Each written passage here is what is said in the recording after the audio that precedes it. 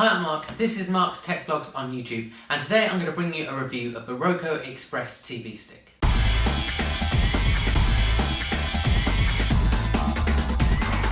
A few months ago, Roku came up with a range of new products. One of those products in particular was a £30 Roku Express TV stick. Now, this little device is basically a simple HDMI device that plugs into your television. It's very similar to things like the Amazon Prime sticks and the Now TV boxes, but it's a lot smaller than the Now TV boxes. I've been using the Express for about a month now, and so I thought I'd bring you guys a review with my thoughts about this device. First, let's talk about price.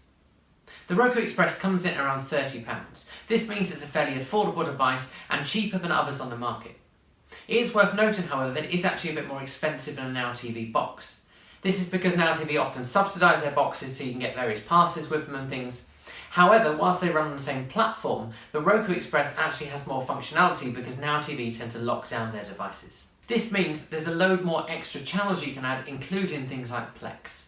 Next, let's talk about the design of the device. The Roku Express is really tiny and it's really inconspicuous when it's sat next to your TV. The back of the device has a reset button, a HDMI port and a micro USB port. And the back of the device has some curved edges. The front of the device is a lot more flat, but it's nice and simple. The design itself isn't the most thought out or trendiest design ever, but it does do the job. To connect the Roku Express to your TV, you simply connect up the HDMI cable to your television and then the USB cable to power it. The cables that come with it are plenty long enough, especially the micro USB cable. Next, let's talk about a remote. The remote has quite a nice design with a curved back so it sits comfortably in your hand. If I'm completely honest, it's probably still a little bit on the large side. The remote itself has a series of simple navigation buttons and then a series of shortcuts at the bottom to Netflix, Red Bull TV, Rakuten TV and Yup TV. This is great if you subscribe to any of these or use any of these, but these shortcut buttons can't be customised. This means if you don't use some of those things, it's actually completely useless having those buttons there. Once you've got the device set up though, you can just stick this remote in a drawer and just use the app on your phone. The app works really well for controlling the device, although can be a little buggy. I'll talk more about that later on. Next, let's talk about the spec of the device. The device itself has built-in Wi-Fi for connecting to your router, it's got infrared for making that remote work, and then when it comes to video output, it's either got 720 or 1080 output. This means it streams in HD. For audio output, HDMI supports DTS surround or digital stereo. This means the sound from this device sounds really good. Although this will of course be limited to how good the speakers are on your television, or any external speakers your TV is hooked up to. Now, we don't really know much else about spec of this device, other than Roku claim that this Express stick is 5 times faster than its previous generation. Now, I didn't own the previous generation, so I can't really comment on this, other than to say the device does work pretty quick. Next, let's talk about usage of the device itself. When you first plug in the device, setup is really easy. You connect it to your Wi-Fi, and then you choose which channels you want to download.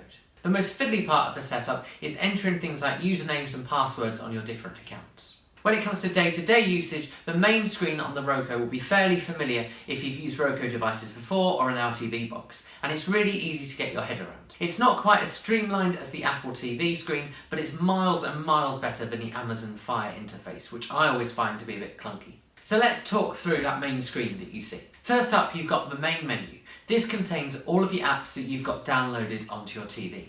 The Feed tab lets you browse for various things, so it shows you upcoming movies and all kinds of other stuff. The Search tab lets you search various apps for specific movies, TV shows or actors, and it tells you where you can buy or rent these. For example, if you wanted to find films by Jim Carrey, you could just type Jim Carrey in and then see the list of films that comes up. Streaming channels takes you to the channel store where you can download more channels to add to your device. Finally, the settings options lets you play around with a whole host of settings for the device. For example, if you were to change the name of your Wi-Fi network at home and you needed to reconnect the device, this is where you go to do it. You can also do things like mess around with themes. So let's talk a bit more about channels and usability. The big selling point of this Roku Express for me is the range of channels that you can actually get on the device itself. It's one of few things that seems to encompass a lot of different services. One example of this is some of the streaming services that are out there, and it's compatible with a load of these, so you can get Now TV, Amazon Prime and Netflix all on this one device. Of course, you have to subscribe to these each separately, but if you use a combination of them, it's great to have them all in one place. Of course, you've also got a YouTube app if you want to stream online video via YouTube. You also have access to things like BBC iPlayer, iTV Player, 5 On Demand and 4OD. This is really good if you want to catch up with television.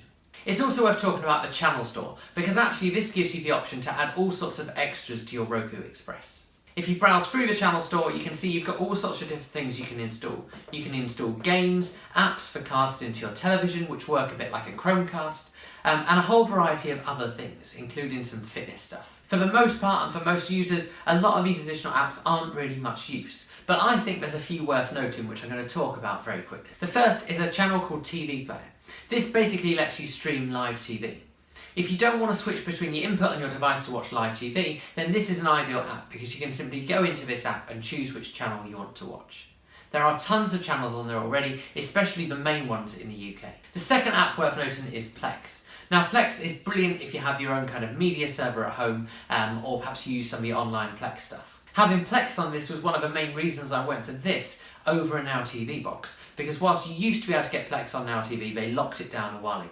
The next app I want to talk a little bit more about is the YouTube app. And I wanted to talk a bit more about this because you can throw YouTube videos to a Roku Express, but the other thing you can do is add to what's called a TV queue. This means you can line up videos to play one after another on your Roku Express. This is great if you want to get a playlist going and just relax. Finally, when it comes to usability, let's talk about the app for smartphones. Now I've been using the iPhone app, so I'm going to talk about that one in particular. The iPhone app lets you control the device and works as a remote control.